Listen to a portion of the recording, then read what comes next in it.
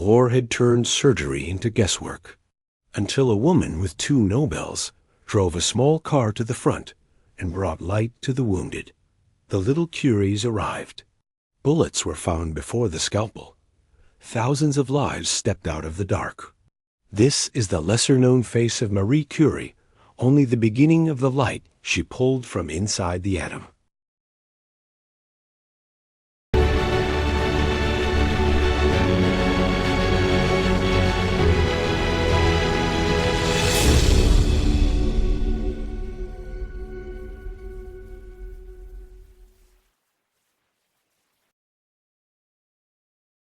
She was born Maria Skłodowska in Warsaw, a city where learning was restricted and hope often hid in quiet rooms. But in her, a steady flame had already begun to burn. The youngest of 5 children in a family that deeply prized education, she grew up surrounded by the remnants of science. Her father, a teacher, rescued damaged instruments from shuttered classrooms, electroscopes, weights, and coils. These objects, worn by time, were perfect for her curious young hands. Long before she understood the equations, she held the tools that explained the world. Loss came early to her life, and money was always thin. In a society where formal paths to higher education were closed to girls like her, she sought knowledge where it went underground, out of sight. She studied in secret, in a clandestine institution known as the Flying University. And then, she made a promise to herself that sounded utterly impossible. She would cross borders for knowledge. She would go to the city where ideas had no walls. Paris. The attic she rented in Paris was barely warmer than the winter outside. Her days were consumed by study, her nights by tutoring, keeping herself alive with tea, bread, and a discipline that never once blinked. Her dedication was absolute. Within a year, she finished first in her physics class at the Sorbonne. The next year, she finished first in mathematics. In the halls of one of the world's greatest universities, eyes began to turn. Her name traveled ahead of her, a whisper of brilliance and unyielding focus. And that is when she met Pierre Curie. He was quiet, intense, a mind as patient and precise as her own. Their love was not a sudden explosion of fireworks. It was an alignment. It was 2 lives, 2 logics, 2 calm certainties, finding their perfect counterpart. They married simply, without fanfare. Their honeymoon was a long bicycle trip through the French countryside, a testament to their shared love for simplicity and nature. Then, they returned to their real passion, to a shed that barely qualified as a laboratory. It had a leaky roof, cracked windows, and was freezing in the winter. In this humble space, they began looking for a door that the rest of science could not yet see. Around that time, the physicist Henry Becquerel had noticed something strange. Salts of uranium could darken photographic plates even without sunlight. It was a puzzle without a key, an anomaly that defied explanation. Marie chose this puzzle for her doctoral work. On a battered table sat a remarkably sensitive electrometer, a device Pierre and his brother had perfected. With it, Marie began to meticulously measure how different substances affected the electrical charge in the air around them. She tried everything. She heated and cooled the samples, changed their shape and state, mixed them, and purified them. Yet the signal, this mysterious energy, would not change. The simplest conclusion was also the most radical.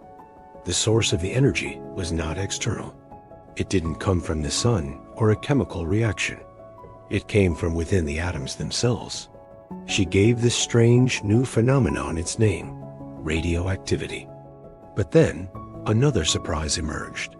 She tested raw pitchblende ore, a heavy, black, stubborn mineral, and found it was far more radioactive than the pure uranium extracted from it.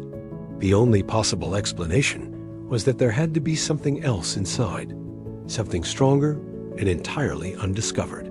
So began an epic 4-year quest. She and Pierre hauled tons of crushed ore into massive iron cauldrons.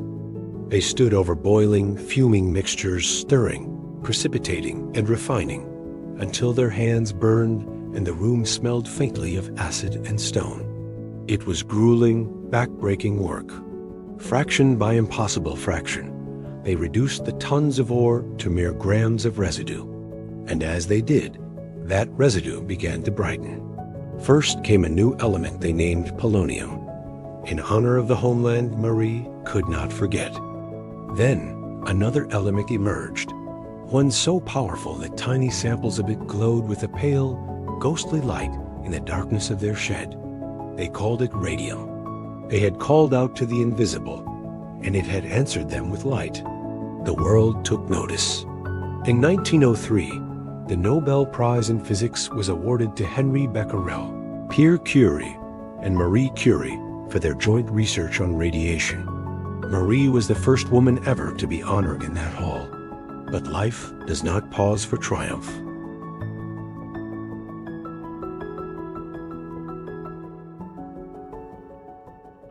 In 1906, on a rain-slicked street in Paris, Pierre slipped beneath a horse-drawn carriage. He was gone in an instant.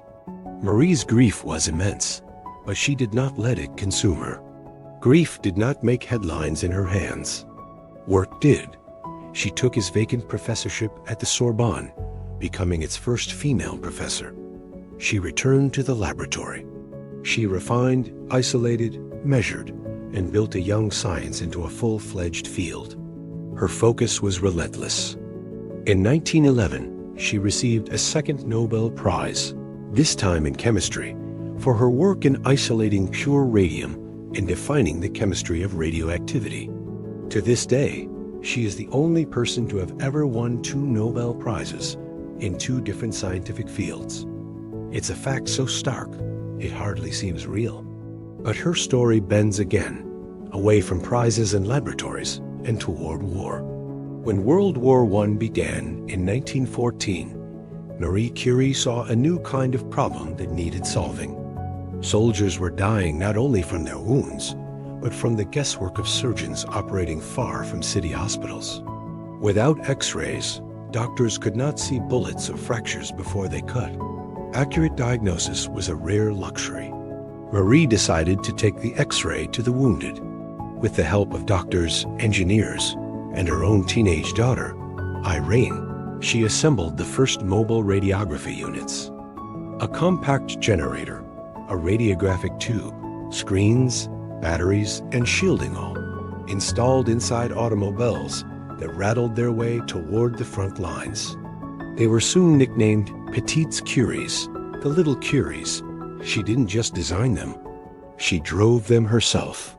She trained nurses and physicians on how to operate the equipment. She repaired the machines on muddy roads and stood in makeshift tents as the X-ray plates were exposed. She watched as the unseen became visible. Bullets located before a single incision, fractures mapped before a splint was applied. Her work was transformative. More mobile units followed, and hundreds of fixed radiology rooms were established in field hospitals. It's estimated that over 1 million soldiers were X-rayed using her units. Countless lives were saved because the anatomy of an injury was no longer a guess. It was a picture. After the war, she returned to the work that had started everything. She was a global figure now. She raised funds for research, helped build scientific institutes, and traveled abroad to secure precious grams of radium for continued study. But the same light that revealed the structure of matter was also quietly carving away at her own health. Years of exposure to radiation, long before safety standards existed, had left their irreversible mark. In 1934, at the age of 66, Marie Curie died of aplastic anemia, a condition likely caused by her long-term exposure to radioactivity. Her notebooks, filled with the data that changed the world, remain faintly radioactive to this day. Her legacy, however, is impossibly more so. She changed physics by showing that the atom was not inert, but alive with incredible energy. She changed chemistry by isolating the very elements that proved it. She changed medicine by turning darkness transparent in the worst moments of war. And she forever changed the story of who belongs in science, simply by walking through a door and leaving it wide open behind her. Marie Curie did not chase applause. She chased understanding. She did not seek comfort, but clarity. She did not prioritize safety, but truth. The glow she revealed in matter was real. The glow she left in history is brighter still. If you carry a question that won't let you go, you already know what she knew. That discovery begins where certainty ends. And that sometimes a single mind, working in a cold room with simple tools, can light up the entire world. Thanks for watching. If you found this story inspiring, please like this video and subscribe for more.